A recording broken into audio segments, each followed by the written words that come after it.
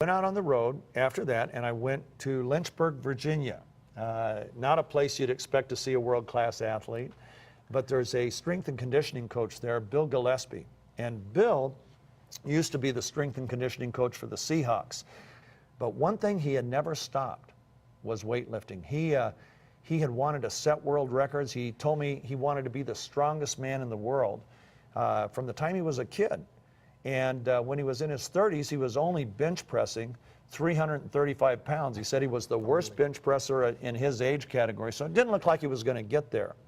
Well, he's there and has an amazing story. Since he's been on Max, he has seen things he never dreamed of. And he now wants to get all athletes, every athlete he comes in contact with, he wants to get on this product because of what it's done for him. So let's take a look. Tell me about your big day and how Max played into it. I hadn't had a good meet in a long time. I only made my first attempt. I went up 30 more pounds and I missed it. And it just seemed like things just never clicked. I was introduced to Max GXL, and I was told if you really want to have a chance to have your peak performance, you should try to take 4 packs a day. Okay, it made sense, the science makes sense, and I said, I'll give it a try. I go to this meet in Wisconsin, and I had the day of my life. I went 4 for 4. I set a total of 5 world records, and in fact, the 804, when you watch it, looked easy. So I really believe I could have done even more that day. I didn't even expect to get 804.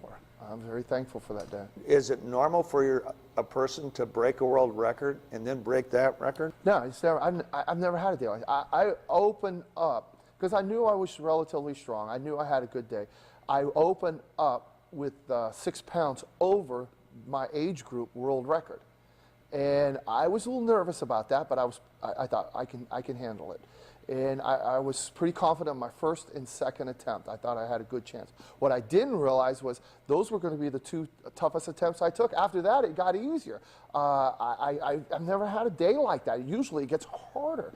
I went 722 for my age group world record, went to 749, got another world record for my age group, went to 771.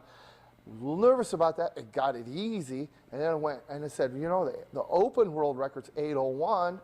I used to have it at 800. I thought, let's just go for it. I have nothing to lose. Let's give it a try. And when he handed it off the weight to me, I thought, if I miss this weight, I'm going to be embarrassed.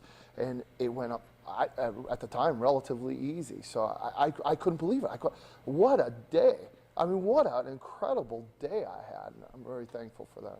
Had you ever had a meet where you recovered so quickly that you could keep adding weight like that? Never.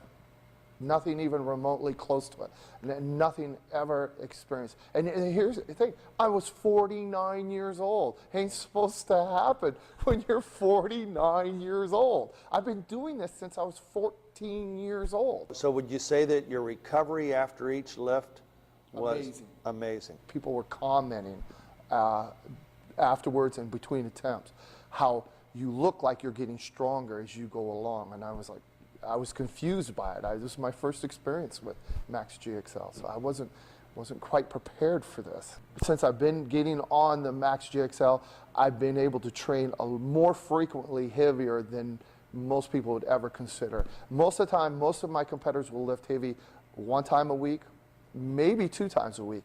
I lift heavy 4 times a week. I was so excited. I will only compete in a drug-tested meet.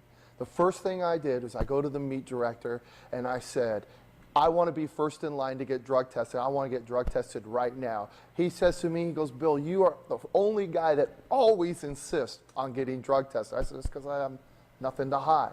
So that guy got drug tested. I had been drug tested 8 weeks earlier, so there was nothing to hide. I got my test results back. Everything perfectly clear, no masking agents. Everything's 100% approved, and I have been lifetime drug-free all my life. And as far as supplements are concerned, I've never been a big fan of supplements. I've always been a lot more leaning towards food. They just never seem to work, to be honest with you. And And after you try one and you find that it does work, you start to realize which ones really don't work. And it's just stuff, it's pretty incredible what it's doing for me. I'm excited. I can't wait to see what's going to happen at Worlds in October.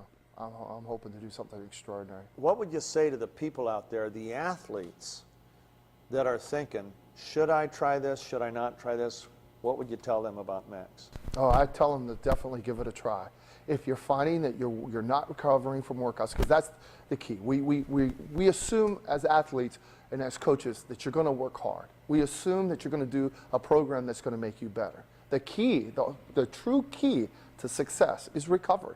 How fast can you recover so you can duplicate that workout again? And Max GXL has allowed me to do that at 49 years of age, almost 50. If it works for me, what could it do for someone younger than me? It'd be amazing.